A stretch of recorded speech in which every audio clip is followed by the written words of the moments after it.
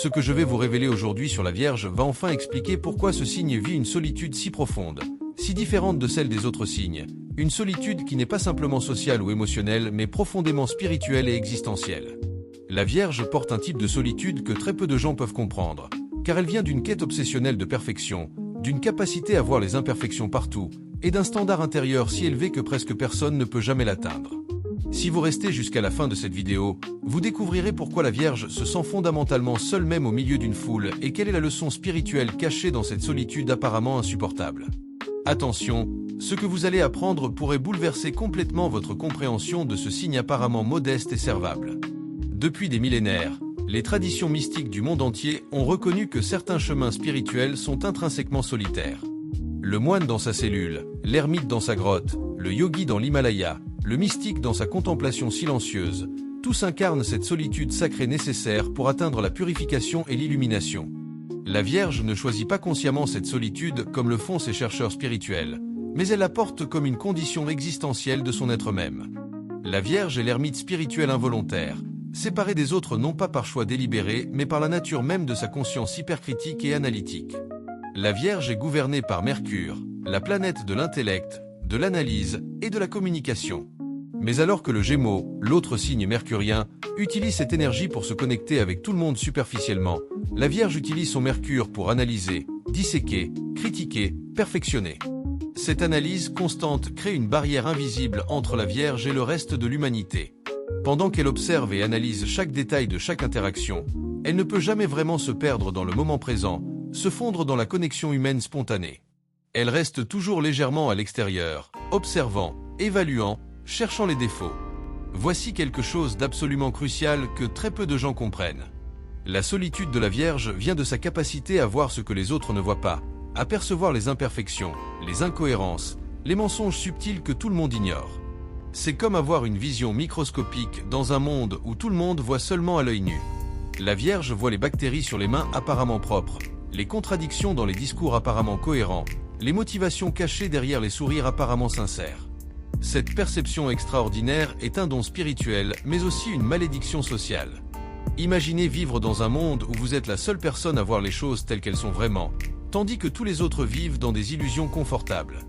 Imaginez essayer d'expliquer ce que vous voyez à des gens qui ne peuvent tout simplement pas le percevoir et qui vous prennent pour paranoïaque, critique ou négative.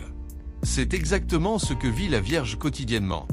Cette incapacité à partager sa perception du monde avec les autres crée une solitude existentielle dévastatrice. Si cette description résonne profondément avec votre propre expérience, si vous êtes vierge ou si vous vivez cette solitude spirituelle hyperlucide, abonnez-vous immédiatement à cette chaîne et activez les notifications. Je partage régulièrement des enseignements sur les chemins spirituels solitaires et comment transformer l'isolement en illumination. Et n'oubliez pas de liker cette vidéo pour montrer que vous comprenez cette solitude sacrée. Aidez d'autres âmes solitaires à découvrir qu'elles ne sont pas seules dans leur solitude. Maintenant, parlons de quelque chose de profondément important. La solitude de la Vierge est amplifiée par son perfectionnisme spirituel. Dans les enseignements bouddhistes, on parle de la quête de la perfection absolue comme d'un obstacle sur le chemin de l'éveil. Le Bouddha lui-même a dû abandonner son ascétisme extrême, sa quête de purification absolue, pour atteindre l'illumination sous l'arbre de la Bodhi. La Vierge lutte contre cette même tendance, cherchant une perfection impossible non seulement dans le monde extérieur mais surtout en elle-même. Cette autocritique impitoyable crée une prison intérieure dont la Vierge ne peut jamais s'échapper. Peu importe ce qu'elle accomplit, ce n'est jamais assez bien. Peu importe combien elle s'améliore, elle trouve toujours plus d'imperfections à corriger. Cette quête sans fin de l'amélioration personnelle l'isole doublement. D'abord, elle ne peut jamais vraiment se détendre et être présente avec les autres car elle est constamment en train de s'auto-monitorer et de se corriger.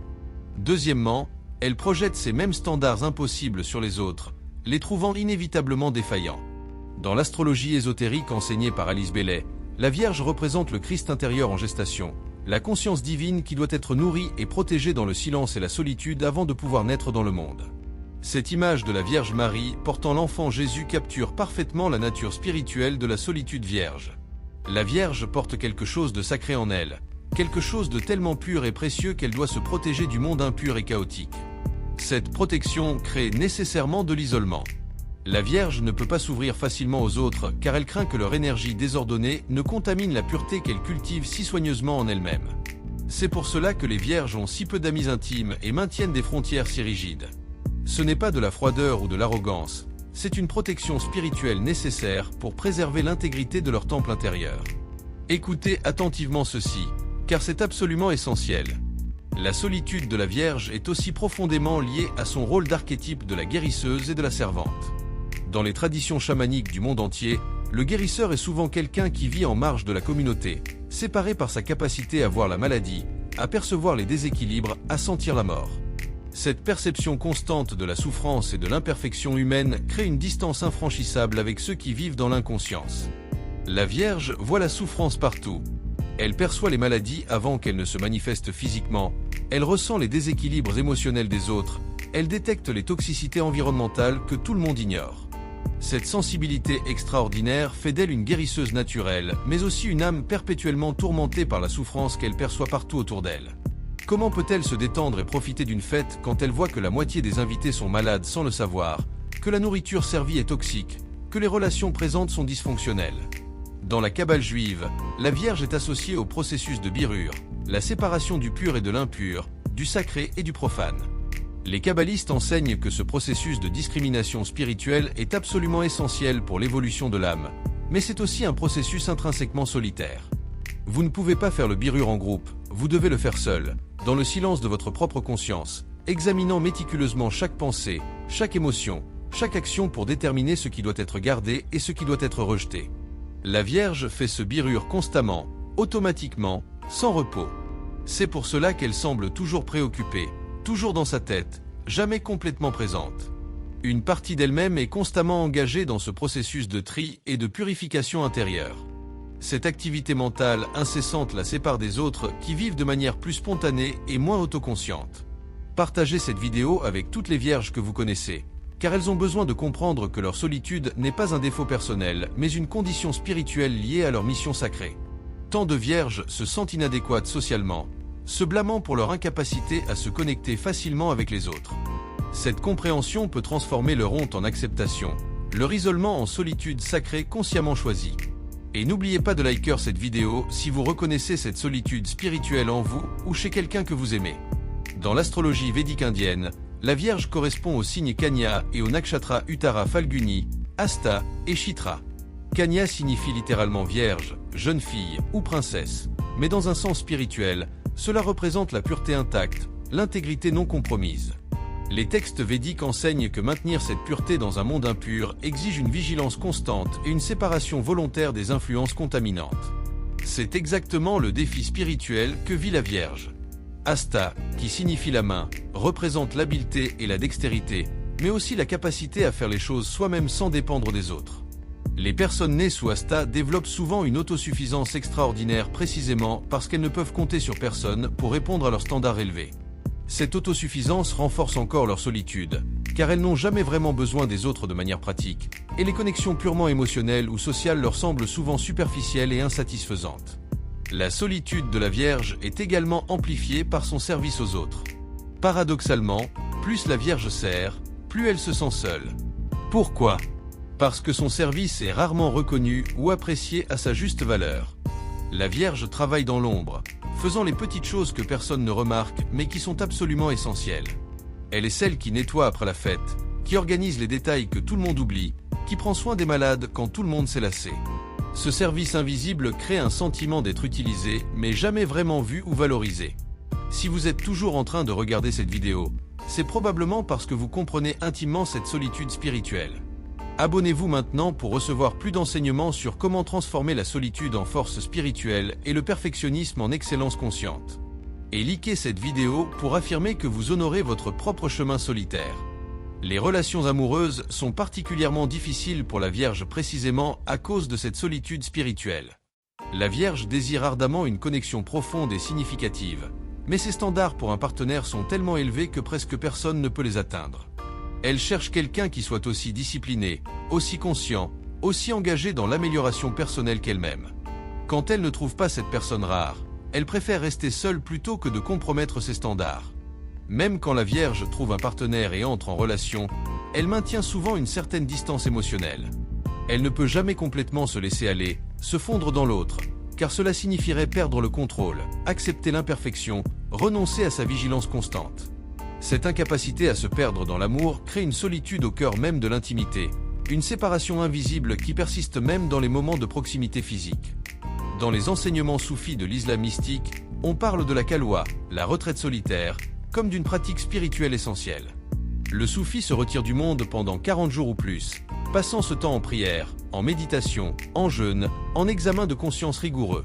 Cette pratique est volontaire et limitée dans le temps pour le soufi, mais pour la Vierge, c'est une condition existentielle permanente. La Vierge vit dans une khalwa perpétuelle, même au milieu de la vie quotidienne ordinaire. Cette khalwa involontaire a un but spirituel, même si la Vierge ne le reconnaît pas consciemment. La solitude force l'introspection, le raffinement intérieur, la purification de la conscience. Dans le silence de sa solitude, la Vierge développe une compréhension extraordinairement profonde de la nature humaine, des mécanismes psychologiques, des patterns comportementaux.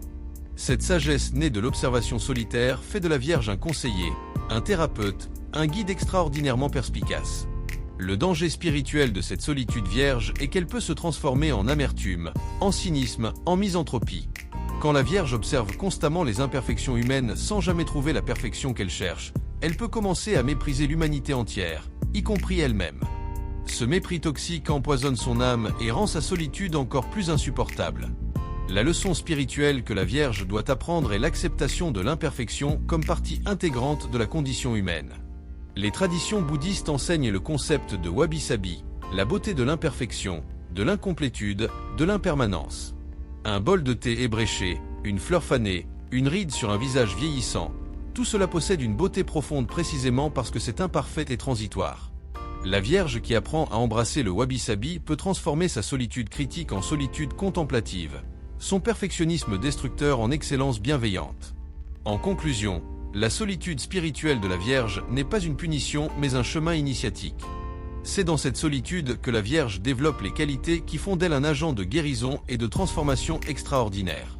Sa capacité à voir ce que les autres ne voient pas, à analyser avec précision, à maintenir des standards élevés, à servir sans attendre de reconnaissance, tout cela naît de cette solitude sacrée qu'elle a appris à habiter. Si vous êtes Vierge, comprenez que votre solitude n'est pas le signe que quelque chose ne va pas chez vous. C'est le signe que vous êtes sur un chemin spirituel profond qui exige cette séparation temporaire du monde ordinaire. Votre perfectionnisme, quand il est équilibré par la compassion, devient excellence. Votre critique, quand elle est équilibrée par l'acceptation, devient discernement. Votre service, quand il est équilibré par l'amour de soi, devient sainteté. Apprenez à transformer votre solitude involontaire en solitude sacrée consciemment choisie. Créez des rituels qui honorent votre besoin de temps seul, de silence, d'ordre. Ne vous forcez pas à être social quand votre âme a besoin de retraite.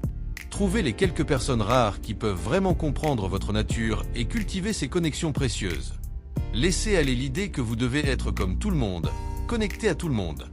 Vous êtes l'ermite sacré, et c'est parfait. Si vous avez des vierges dans votre vie, comprenez que leur distance n'est pas rejet mais protection spirituelle nécessaire. Ne prenez pas personnellement leur critique, elle vient d'une vision hyper lucide du monde, pas d'un désir de blesser. Honorez leurs besoins de solitude, d'ordre, de perfection.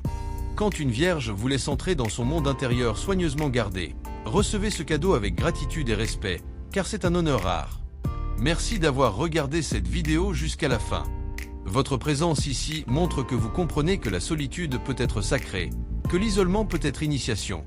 N'oubliez pas de vous abonner pour recevoir plus d'enseignements sur les chemins spirituels solitaires et comment transformer la séparation en illumination.